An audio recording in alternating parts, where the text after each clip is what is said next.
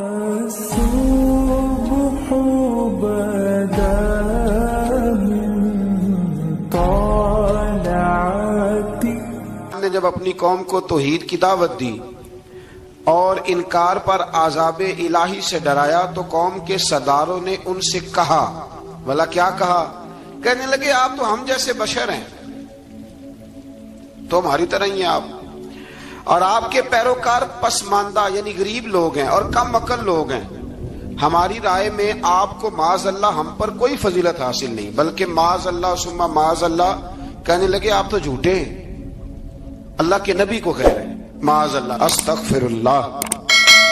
نوح علیہ السلام نے جواب دیا کہ میں اپنے رب کی جانب سے واضح دلیل رکھتا ہوں اور اس نے مجھے رحمت سے نوازا ہے، لیکن تم میرے مقام کو سمجھنے کی صلاحیت نہیں رکھتے، تم اتنی صلاحیت رکھتے نہیں ہو۔ اور پھر ارشاد فرمایا کہ میں تم سے دعوت حق کے صلے میں کسی اجر کا طلبگار نہیں ہوں، اور نہ ہی میں اہل ایمان کو اپنے پاس سے دھتکارنے والا ہوں، اور میں نے یہ دعویٰ بھی نہیں کیا کہ میرے پاس اللہ کے خزانے ہیں، اور نہ میں از خود غیب جاننے والا ہوں، اور نہ ہی میں یہ کہتا ہوں کہ میں فرشتہ ہوں، نہ میں یہ کہتا ہوں کہ جن لوگوں کو تم اپنی نظروں میں حقیر جانتے ہو اللہ انہیں خیر سے نہیں نوازے گا۔ فرمایا یہ ٹھیک ہے کہ اللہ بشروں میں سے رسول بناتا ہے، پر جسے بناتا ہے پھر اسے بڑی شانیں عطا فرماتا ہے۔ پہلے دن سے انسان کا یہ مسئلہ ہے، پہلے دن سے انسان کا یہ مسئلہ ہے کہ وہ کہتا ہے میں انسان سے ہدایت حاصل کروں، لیکن رب نے بھی قانون بنایا ہے کہ اللہ تبارک و تعالیٰ بندے پر ہی وحی فرماتا ہے، فرشتوں اور جنوں کو اللہ نے اس منصب کے لیے منتخب نہیں فرمایا۔ قوم نوح نے کہا کہ آپ نے ہم سے بہت بحث کی معاذ اللہ، بس جس عذاب سے آپ ہمیں ڈرا رہے ہیں وہ لے آئیے۔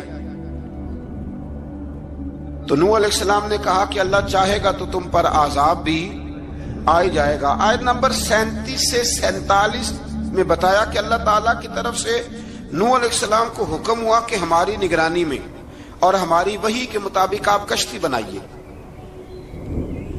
اور ظالموں کے بارے میں ہم سے کوئی بات نہ کریں۔ حضرت نوح کی خواہش تھی کہ یا اللہ انہیں بھی معاف کر دے، فرمایا یہ ظالم ہے تو میرے نبی ان کے بارے میں مجھ سے کوئی بات نہ کریں، وہ ضرور غرق ہو جائیں گے۔ پھر وہ کشتی بنانے لگے، اور جب ان کی قوم کے سردار ان کے پاس سے گزرتے تو ان کا مذاق اڑاتے۔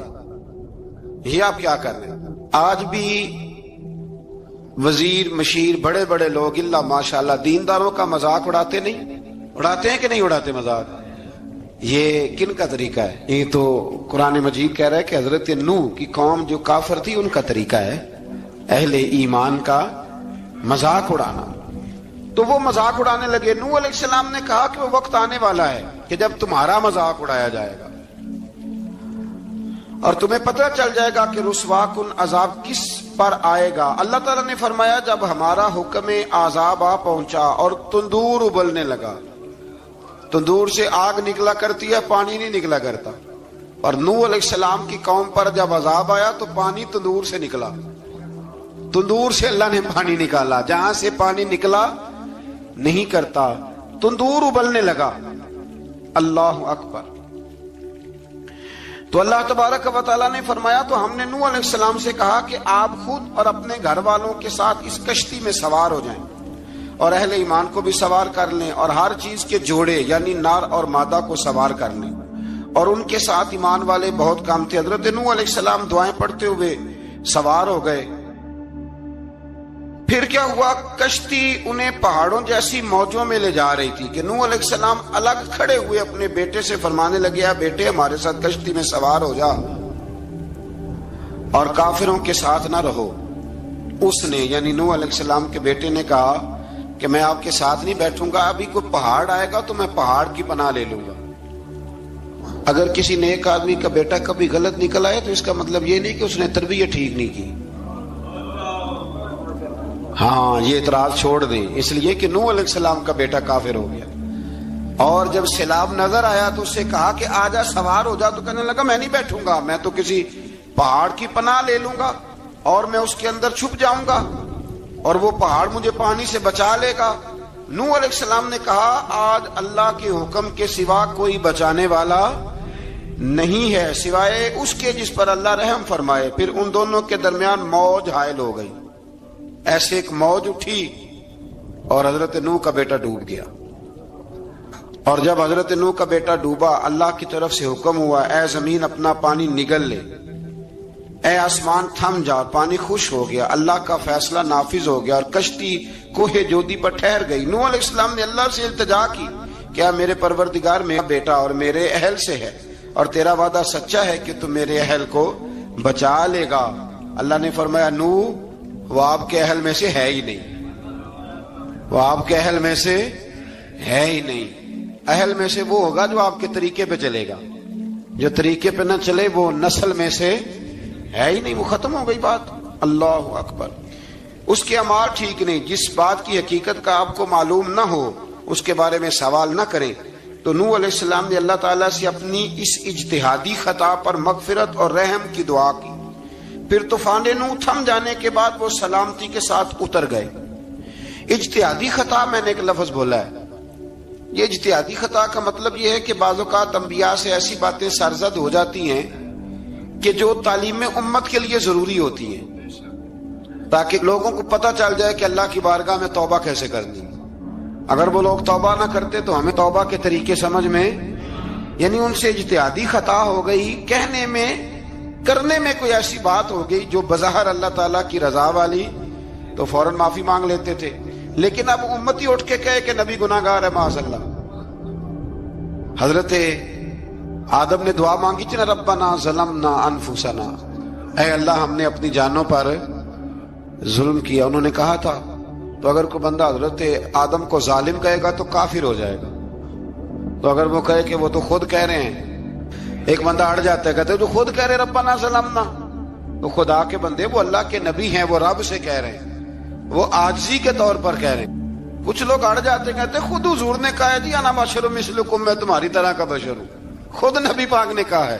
عجیب بیوقوف بندے ہو, نبی کریم تو کہہ سکتے ہیں پر امتی اٹھ کے نہیں کہہ سکتا. اس نے تو کہنا ہے وہ حبیب اللہ ہے, اس نے تو کہنا ہے وہ قیامت میں شفاعت کرنے والے ہیں. امتی نے تو کہنا ہے وہ سارے نبیوں کے سردار ہیں, وہ امام الانبیاء ہیں. امتی وہ لفظ ادا کرے گا جو اس کے بنتے ہیں. اب کوئی بندہ اٹھ کے کہہ دے, دیکھے نا ایک بہت بڑا عالم تقریر کرتے ہوئے کہے جی میں تو ان پڑھ آدمی ہوں, تو اس کا شاگرد کہے کہ استاد جی قسم اٹھائے, ہاں آپ نے تقریر میں کہا نہیں میں ان پڑھ ہوں, آپ تو ان پڑھ ہے. تو یہ بات ادب ہے کہ بے ادبی ہے؟ چلیں اس سے آگے چلتے ہیں, یہ بھی ذرا مشکل سے سمجھ میں آئے گی. ایک اور بات جو جلدی سمجھ میں آ جائے گی, ایم این اے جب اعلان کرتا ہے, تقریر کرتا ہے, الیکشن لڑتا ہے, تو کہتا نہیں میں قوم کا خادم ہوں. کہتے ہیں نا کہ میں قوم کا خادم. سے آپ کیا کچھ کراتے ہو؟ سارے کام کراتے ہیں نا. خادم کو بندہ یہ بھی کہہ لیتا ہے کہ جھاڑو دے دے گلی میں, کہتے ہو کہ نہیں کہتے؟ تو اس نے بھی تو سپیکر میں کہا میں خادم ہوں, کہو اس سے کہ جھاڑو دے گلی میں آ کے. پھر پتہ کیا حال ہوگا, جھاڑو تو نہیں آئے گا اور ہو سکتا ہے کچھ ہے آ جائے.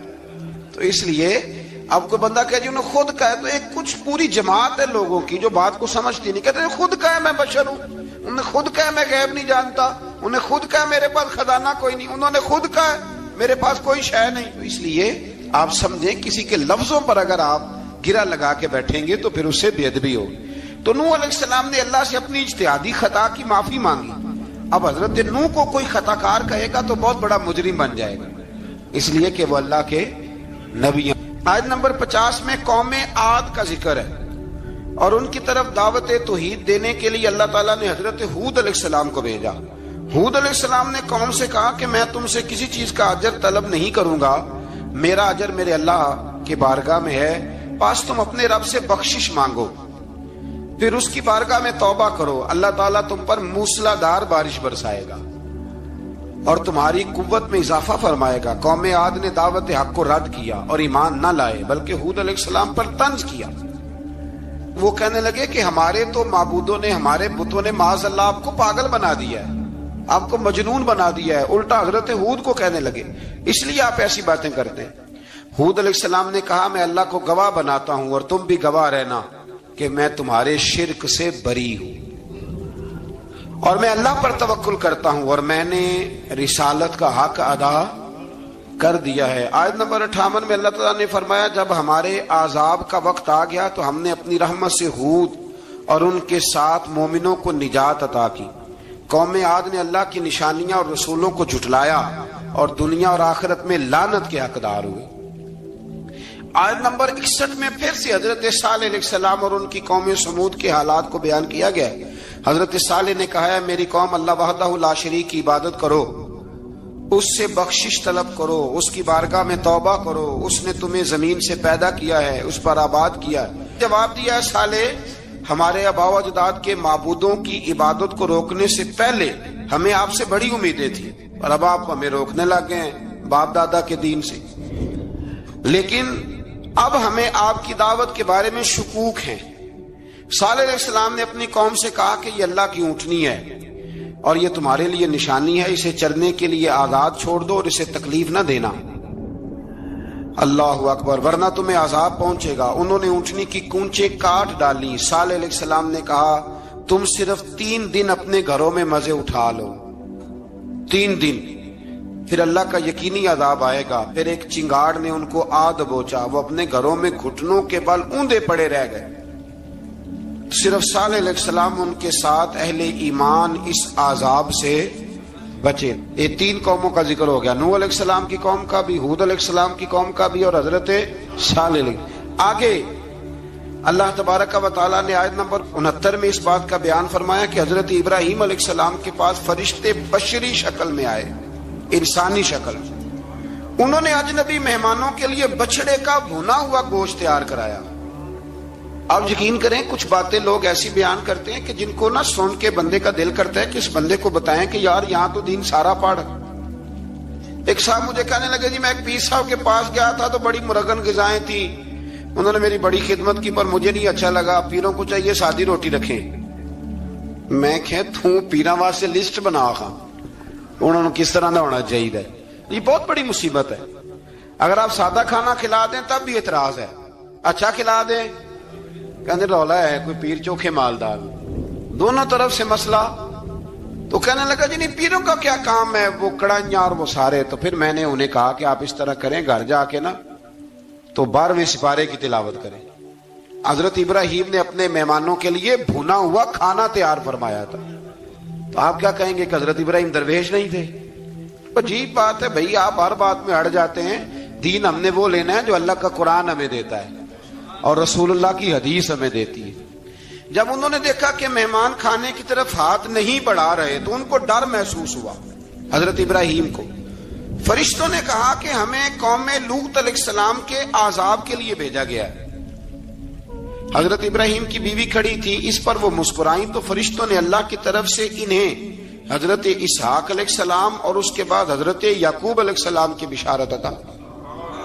اسحاق علیہ السلام حضرت ابراہیم کے بیٹے ہیں اور یعقوب علیہ السلام پوتے ہیں، اور یعقوب علیہ السلام کے بیٹے یوسف علیہ السلام۔ ہاں اللہ اگر چاہے تو 7 نسلوں میں نبوت رکھ دیتا ہے اگر اس کی منشا ہو۔ تو حضرت یعقوب کی بشارت دی۔ انہوں نے حیرت سے کہا کہ ہم دونوں میاں بیوی تو بوڑھے ہیں، اس عمر میں اولاد کیسے ہوگی؟ تو فرشتوں نے جواب دیا اے ابراہیم کے گھر والوں، تم پر اللہ کی رحمتیں اور برکتیں ہوں، اللہ کی قدرت پر تمہیں کیوں تعجب ہے؟ اللہ فرماتا ہے کہ بیٹے کی بشارت سن کر ابراہیم کا خوف دور ہو گیا اور پھر وہ قوم لوط کے بارے میں گفتگو کرنے لگے۔ ابراہیم بہت بردبار، اللہ سے آہوزاری کرنے والے اور اس کی طرف رجوع کرنے والے تھے۔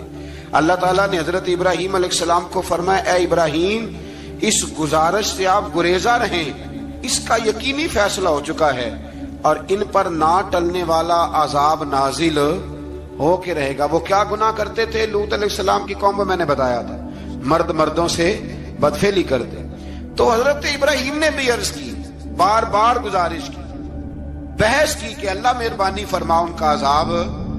آپ دیکھیں نبیوں کے حوصلے کتنے بڑے ہیں، قومیں تنگ کرتی ہیں اور طرح طرح کی باتیں کرتی ہیں اور پیغمبر پھر بھی کہتے ہیں یا اللہ مہربانی فرما، اے اللہ ان سے عذاب۔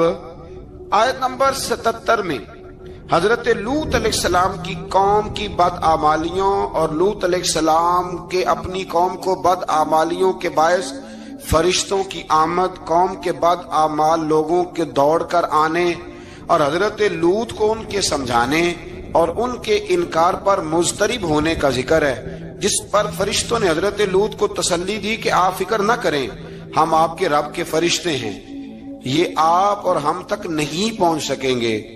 آپ رات کے آخری حصے میں قوم کی طرف توجہ کیے بغیر ہجرت فرما لیں، اس لیے کہ صبح کے وقت ان پر عذاب آئے گا۔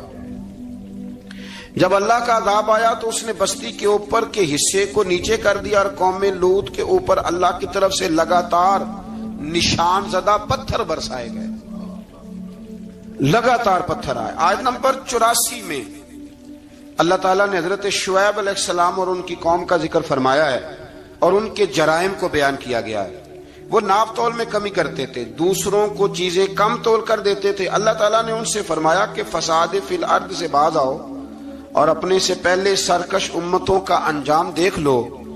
جب حضرت شعیب کی نصیحتوں کا ان پر اثر نہ ہوا تو پھر اللہ تعالیٰ نے انہیں بھی عذاب سے ہلاک کر دیا۔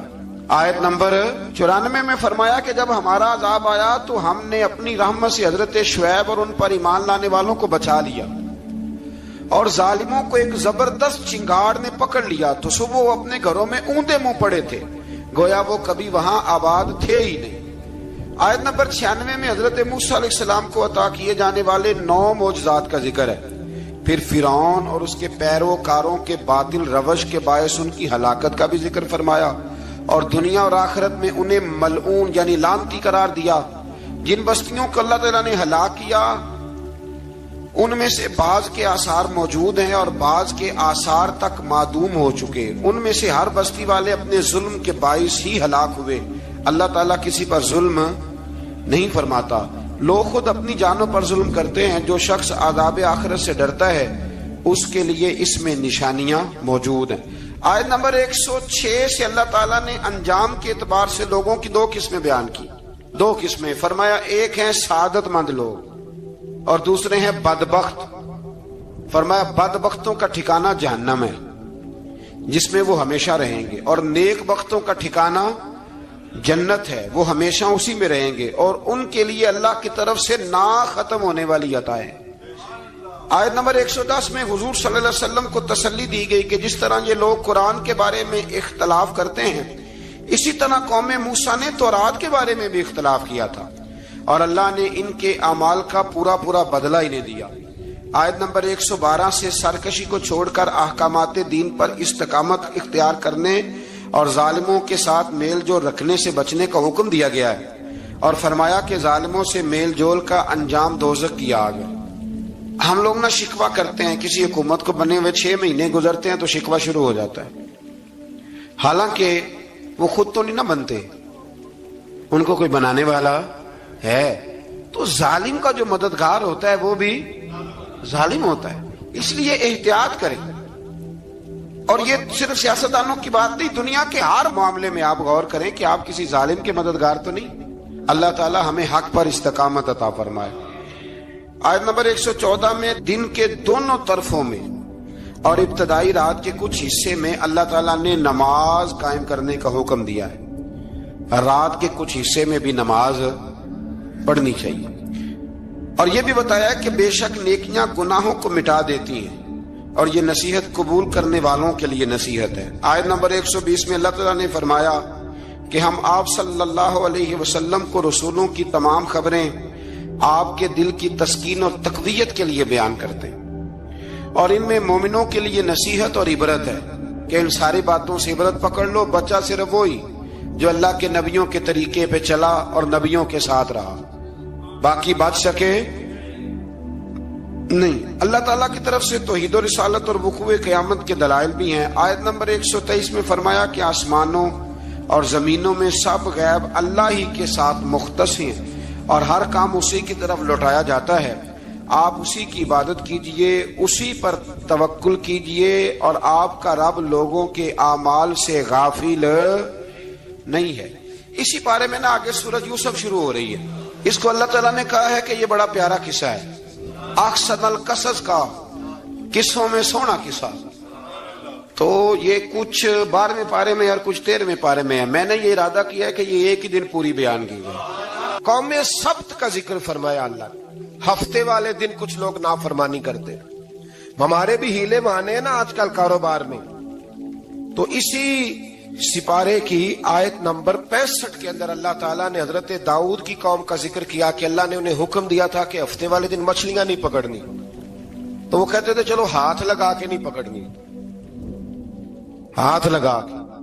वो हमारे लोग हीले बहाने तलाश कर लेते हैं ना, वो बड़े जनाब इंश्योरेंस वाला आ गया, अब वो बैंक वाला आ गया, वो फलाने साहब आ गए, वो तरोड़ मरोड़ के कहानियां बातें, और फिर हमें भी रास्ते मिल जाते हैं बचने के। मुफ्ती साहब ने कह दिया था, ओ एक मौलाना से मैंने इनको कहा हफ्ते वाले दिन मछलियां नहीं पकड़ने का, नहीं पकड़ते, छोटे छोटे हौज बना लिए। तो मछलियां ज्यादा आती थी उस दिन, ये भी अल्लाह की कुदरत थी। नमाज के वक्त गाहक ज्यादा आते हैं, ये उसकी कुदरत होती है। तो वो मछलियां हौज में जमा हो जाती हैं, यूं समझ लें कि जाल इन्होंने लगा लिए हुए थे। तो जाल में वो फंसती रहती थी, हौजों में आती रहती थी। हफ्ते को नहीं पकड़ते थे, इतवार को पकड़ लेते थे। तो फिर अल्लाह ने इन्हें सजा दी। फरमाया तमाशे करते हो अल्लाह के हुक्म के साथ। क्या सजा दी? फकुलना लहुम कूनू किरादतन खासीन, फरमाया बंदर बन जाओ धुतकारे हुए। जो रिस्क हराम तरीके से कमाते थे रब उन्हें बंदर बना देता था।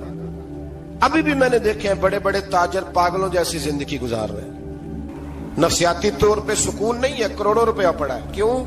इसलिए कि रब के बताए हुए तरीके के मुताबिक तिजारत नहीं करते। आगे एक और दिलचस्प बात आ गई। बनी इसराइल के अंदर ना एक शख्स ने अपने चचा को कत्ल कर दिया जायदाद के लिए। ये देखे कब से लोग जायदाद के लिए कत्ल करते आ रहे हैं। चचा को कत्ल कर दिया, और कत्ल करके हजरत मूसा अलैहिस्सलाम के पास आए कि मेरे चचा को किसी ने कत्ल कर दिया है, तो बताएं क्या करना है। तो आपने फरमाया कि गाय ज़िबा करो और उसका एक टुकड़ा मकतूल को मारो, मरने वाले को, वो खुद उठ के बता देगा मुझे किसने कत्ल किया है। अब इरादा नहीं था गाय ज़िबा करने का, तो बहाने करने लगे। इरादा नहीं ना होता तो फिर क्या होते हैं?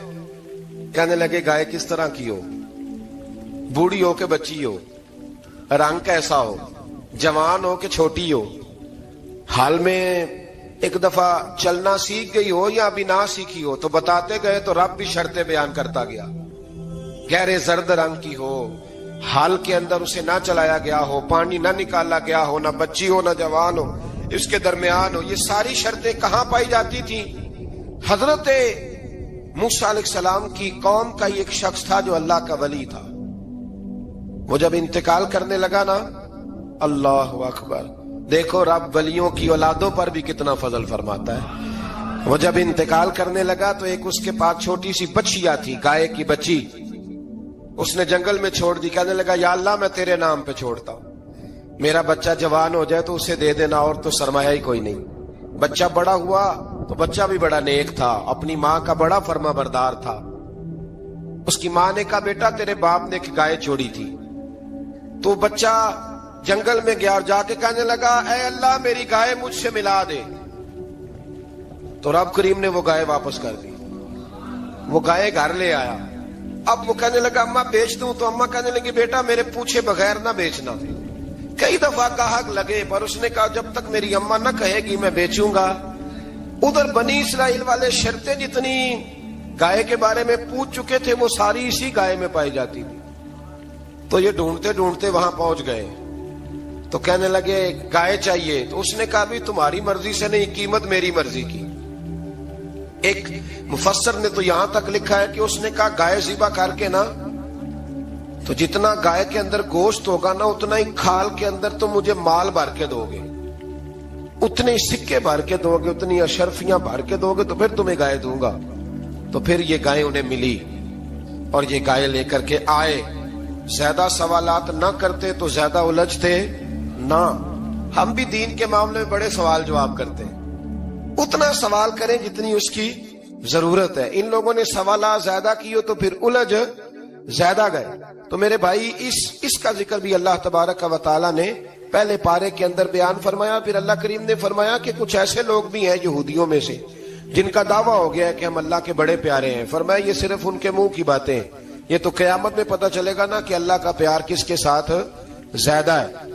और फिर ये भी यहूदियों ने दावा किया है, इसी पारे में अल्लाह फरमाते हैं कि इनका दावा है कि हम अल्लाह के बड़े प्यारे हैं, जन्नत में हम ही जाएंगे। तो अल्लाह फरमाते हैं फिर मरने की दुआ तो करो, जन्नत में तो मर के जाना है ना। लेकिन रब फरमाते हैं ये कभी मरने की दुआ نہیں کریں گے، اس لیے کہ انہیں پتہ ہے کہ ہم نے آخرت کے لیے کیا بھیجا۔ لیکن جی پہلا حکم آ گیا یا ایھا الذین آمنوا کہہ کے، پہلی آیت قرآن پاک کی پہلے سپارے میں پہلی آیت جس میں اللہ نے کہا یا ایھا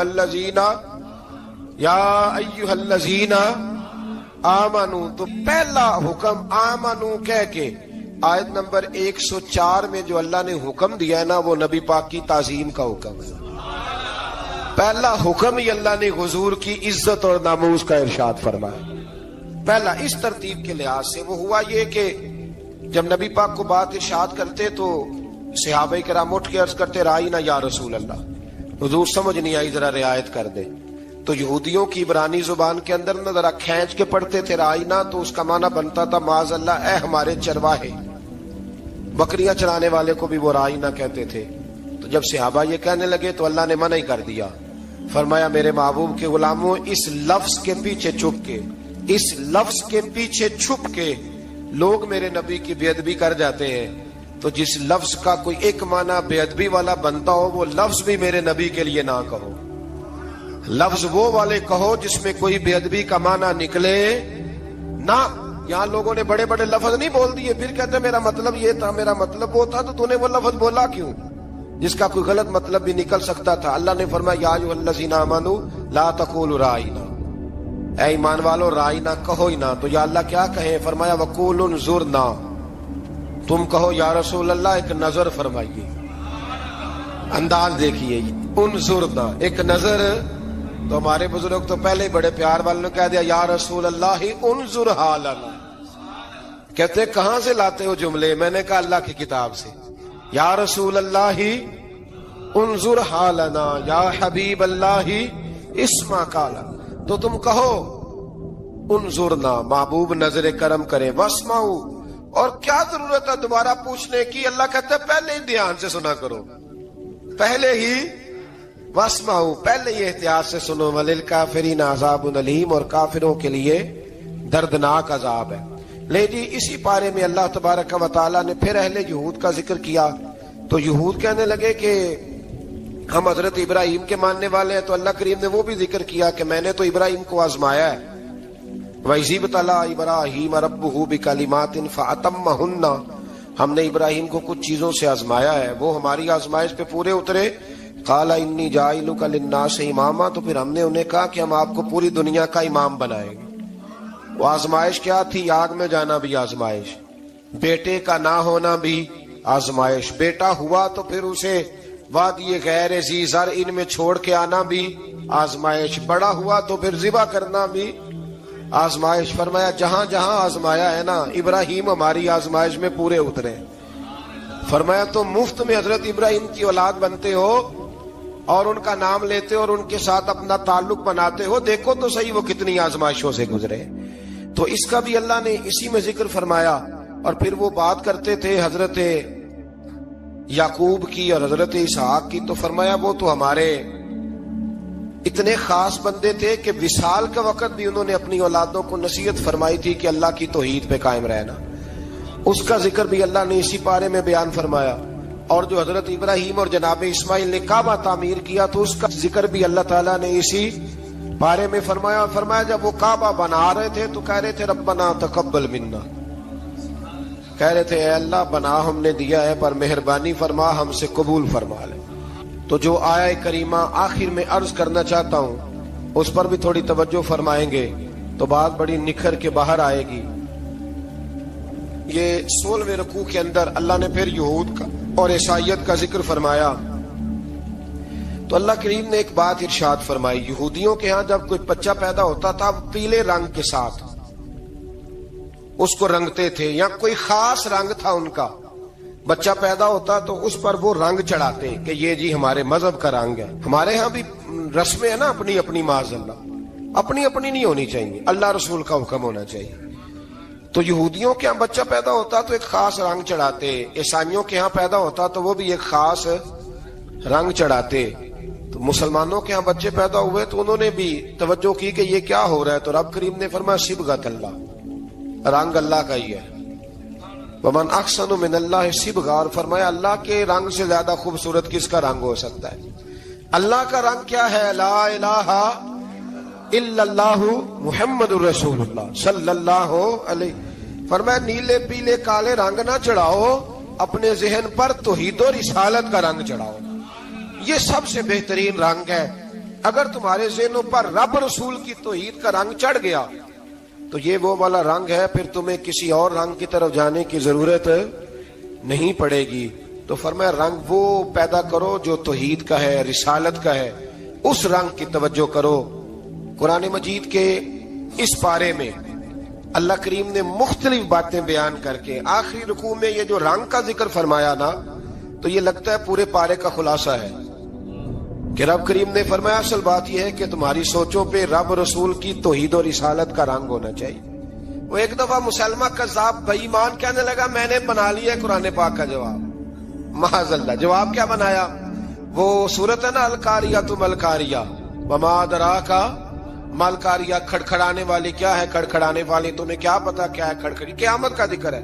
کہنے لگا میں نے اس جیسی صورت بنا لیا. تو کیا بنایا؟ الفیل ملفیل وما ادراک ملفیل. کہنے لگا ہاتھی. تمہیں کیا پتا کیا ہاتھی؟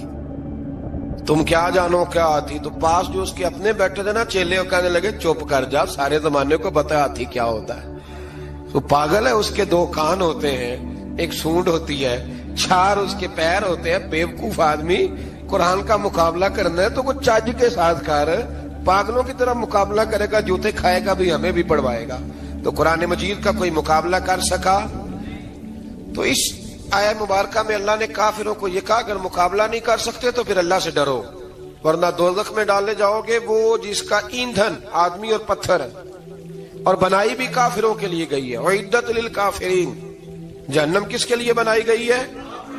کافروں اور منافقوں کے لیے. مسلمانوں کے لیے بنائی گئی.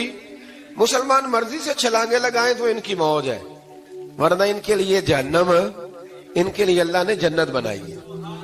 اور یہ بات کرتے ہی رب کریم نے فرمایا اے محبوب علیہ الصلوۃ والسلام، مومنوں کو خوشخبری دے دیں کہ اللہ نے ان کے لیے جنت بنائی ہے، اس میں باغات ہیں، انہیں رزق دیا جائے گا کھانے کے لیے، اور اس میں انہیں پاکیزہ بیویاں دی جائیں گی، اور پھر وہ اس میں ہمیشہ رہیں گے، انہیں اس سے نکالا نہیں جائے گا.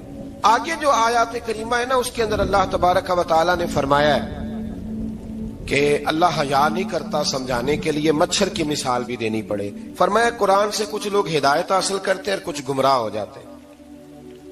جب لوگ اپنی مرضی کی تشریحات چاہتے ہیں تو گمراہ ہوتے ہیں، اور جب قرآن کو رسول اللہ صلی اللہ علیہ وسلم اور امت مسلمہ کی تشریحات کی روشنی میں سمجھتے ہیں تو پھر اللہ ہدایت عطا فرماتا ہے. پھر اللہ تبارک و تعالیٰ نے آگے ارشاد فرمایا حضرت آدم کی پیدائش کا واقعہ. کچھ مفسرین نے لکھا اللہ نے مشورہ کیا تھا فرشتوں سے، وَإِذْ قَالَ رَبُّكَ لِلْمَلَائِكَةِ إِنِّي جَاعِلٌ فِي الْأَرْضِ خَلِيفَةً. لیکن کچھ مفسرین کہتے ہیں کہ اللہ کو ضرورت نہیں فرشتوں سے مشورہ کرنے کی. اللہ نے فرشتوں سے مشورہ نہیں کیا، بلکہ رب نے انہیں آگاہ فرمایا تھا کہ میں لگا ہوں زمین پہ اپنا نائب بنانے، میں خلافت دینے لگا ہوں زمین پہ. اب یہ تو دینے والی کی مرضی ہے نا، اس نے کس کو دینی ہے، یہ تو دینے والے کی مرضی ہے نا اس نے. تو کچھ لوگ کہتے ہیں کہ دینے والے سے زیادہ ہمیں پتہ ہے. تو فرشتوں کو بھی یہ اجتہادی خطا ہو گئی، کہنے لگے یا اللہ اسے نہ بنانا، یہ فساد کرے گا، یہ خون ریزیاں کرے گا. تو اللہ نے فرمایا جو میں جانتا ہوں وہ تم. اللہ اکبر. امام راضی فرماتے جب رمضان آتا ہے تو اللہ فرشتوں سے کہتا ہے ذرا یہ کھول کے دروازے دیکھو نا یہ زمین پہ کیا کر رہے ہیں. تم تو کہتے تھے فساد کریں گے اور یہ سارے تراویحاں پڑھ رہے ہیں. تم تو گویا کہتے تھے فساد کریں گے اور یہ تو دیکھو گویا رمضان کے روزے رکھ رہے ہیں. یہ تو میری یاد میں نکلے ہوئے. تم کچھ کہتے تھے اور دیکھو میں نے تمہیں کہا تھا نا جو میں جانتا ہوں وہ تم. اللہ نے پھر حضرت آدم علیہ السلام کو تمام زمانے کے علوم عطا کیے، علم سکھا لیا. تو فرشتوں سے کہا تم بھی ان چیزوں کے نام بتاؤ، تو وہ بتا سکے نہیں. اللہ نے فرمایا اب اس طرح کرو آدم کو سجدہ کرو. سب نے سجدہ کیا سوائے وہ. کہنے لگا یا اللہ صرف تجھے ہی کرنا ہے. کرنا بھی صرف اللہ کو چاہیے، پر رب کے آگے بھی جھکنا چاہیے، اور جس کے سامنے رب جھکائے نا وہاں بھی. اور یہ جو عاجزی ہے نا، یہ جو جھکنا ہے، یہ علم کے آگے ہے. ہماری مصیبت یہ ہے کہ ہم علم کے آگے بھی گردن جھکانے کو تیار نہیں ہوتے، وہاں بھی ہم خود عالم فاضل بن جاتے ہیں. تو فرمایا کہ سب سے کہا سجدہ کرو، سب نے سجدہ کیا سوائے ابلیس کے، تو پھر ہوا کیا؟ وَكَانَ مِنَ الْكَافِرِينَ، وہ کافروں میں سے ہو گیا۔ پھر اللہ نے حضرت آدم کو اور جناب حوا کو نا مقام دے دیا جنت میں رہنے کے لیے، اور کہا سارا کچھ کھانا، درخت کے قریب نہ جانا۔ ابھی آپ کسی سے کہہ دیں تھوڑا سا کہ پیچھے نہ دیکھنا، یعنی اگر میری سمجھ لے ادب کی وجہ سے کوئی 1.5-2 منٹ یا 6 منٹ نہیں بھی نہ دیکھے گا تو سوچے گا ضرور کہ پتہ نہیں اب پیچھے کیا ہے، مصیبت کیا ہے۔ یعنی آپ کہہ کے دیکھ لیں کسی کو، پیچھے نہ دیکھنا، فطرت ہے نا انسان کی، وہ جستجو کرتا ہے، کہا اس درخت کے پاس نہ جانا۔ تو حضرت حوا سلام اللہ علیہا کہتے ہیں دل میں خیال رہتا تھا کہ آخر ہے کیا درخت کے پاس۔ یہی انسان کا عقیدہ توحید ہے کہ جہاں سے رب منع کر دے وہاں وہ منع ہو جائے، اور یہ ان کی خطا نہیں تھی، یہ اللہ کی حکمت تھی، چونکہ رب نے تو پہلے کہہ دیا تھا بنایا ہی زمین کے لیے، تو یہ تو سارا کچھ ہونا تھا تو زمین پہ آنا تھا نا۔ تو حضرت حوا اور جناب آدم کے پاس شیطان آیا، اب اس کو نکال تو دیا تھا پر ابھی اس کا جنت میں آنا جانا بند نہیں ہوا تھا، یہ بھی اللہ کی حکمت تھی۔ تو وہ کہنے لگا تمہیں پتہ ہے بعد میں مر جاؤ گے؟ تو حضرت حوا کہنے لگی کیا موت بھی آئے گی؟ کہاں، اس کی تکلیف بھی بڑی ہوگی، تو پھر بچیں گے کیسے؟ تو کہنے لگے پھل کھا لو اس درخت کا، تو بچنے کے لیے پھل کھایا تھا۔ اس طرح لوگ آج بہت سارے کام بچنے کے لیے کرتے ہیں پر بچ سکتے، بچنے کے لیے پھل کھایا تو اللہ نے فرمایا زمین پہ چلے جاؤ۔ تو حضرت آدم زمین پہ آئے، پھر کئی 100 سال روتے رہے۔ فَتَلَقَّى آدَمُ مِن رَبِّهِ کَلِمَاتٍ، تو پھر اللہ نے خود ہی جناب آدم کو کچھ کلمے سکھائے۔ علامہ اسماعیل حقی فرماتے ہیں وہ کلمے یہ تھے کہ حضرت آدم نے میرے نبی کا وسیلہ پیش کیا، اللہ کریم نے جناب آدم کی دعا کو مقبول فرما لیا۔ پھر آگے بنی اسرائیل کا ذکر آ جاتا ہے۔ اللہ تعالیٰ نے بنی اسرائیل، آج آپ اسی قوم کو یہودی کہتے ہیں، ان کو اللہ نے اس زمانے میں فضیلت عطا کی تھی بہت زیادہ۔ تو عرب کے اندر جب نبی پاک علیہ السلام نے اعلان نبوت کیا تو کچھ لوگوں نے یہ کہہ دیا کہ اگر یہ یہودی کلمہ پڑھ لیں گے تو ہم بھی پڑھ لیں گے۔ تو پھر اللہ نے انہیں یاد کرایا کہ تم اصل میں کیا ہو، تمہیں کلمہ پڑھنا چاہیے۔ تو اہل یہود کا تذکرہ کرتے کرتے رب کریم نے ایک بات یہ بھی ارشاد فرمائی کہ تم لوگوں کو تو کہتے رہے ہو کہ وہ نبی آنے والے ہیں، وہ نبی آنے والے ہیں، اور جب آ گئے ہیں تو ماننے کو تیار نہیں ہو۔ تو فرمایا تأمرون الناس بالبر وتنسون انفسکم وانتم تتلون الکتاب، لوگوں کو بھلائی کا حکم دیتے ہو اور اپنے آپ کو بھول جاتے ہو، افلا تعقلون، تمہیں عقل نہیں؟ پھر اللہ نے انہیں یہ بھی یاد کرایا کہ یاد کرو وہ زمانہ کہ جب فرعون نے خواب دیکھ لیا تھا کہ کوئی بچہ اس کی سلطنت کو تباہ کرے گا، تو پھر اس نے تمہارے بچوں کو ذبح کرانا شروع کیا اور تمہاری بیٹیوں کو چھوڑتا تھا۔ فرمایا یہ بھی تو تم نے دیکھا، میں نے تمہیں پھر تم سے کہا جہاد کرو قوم عمالقہ کے خلاف، تو مقام طیہ میں جا کے یہ لوگ کہنے لگے ہم سے جہاد نہیں ہوتا۔ اللہ نے انہیں ایک میدان میں قید کر دیا۔ بڑی دلچسپ بات، قید تو لوگ ہوتے ہیں نا چار دیواری میں، تو اللہ نے بنی اسرائیل والوں کو جب انہوں نے کہا ہم جہاد نہیں کریں گے تو اللہ نے میدان میں قید کر دیا۔ میدان میں، یہ یاد رکھیں، جب انسان اللہ کی نافرمانی کرتا ہے تو اسے ایسی قید ملتی ہے جس کا اس نے تصور بھی نہیں کیا ہوتا۔ ایک میدان ہے مقام طیہ، قید ہو گئے، سارا دن سفر کرتے تھے، سارا دن، تو رات کو تھک کے سوتے تھے، صبح اٹھتے تھے نا جب، تو وہیں ہوتے تھے جہاں کل صبح چلے تھے۔ تو رب جب کسی کو قیدی بناتا ہے تو اسے زنجیروں کی، سلاخوں کی ضرورت، دعا فرمائے اللہ تبارک و تعالی غموں سے نجات عطا فرمائے، یہ دعا فرمائے۔ ایسی قید دیتا ہے کہ جس سے پھر چھٹکارا ہو سکتا۔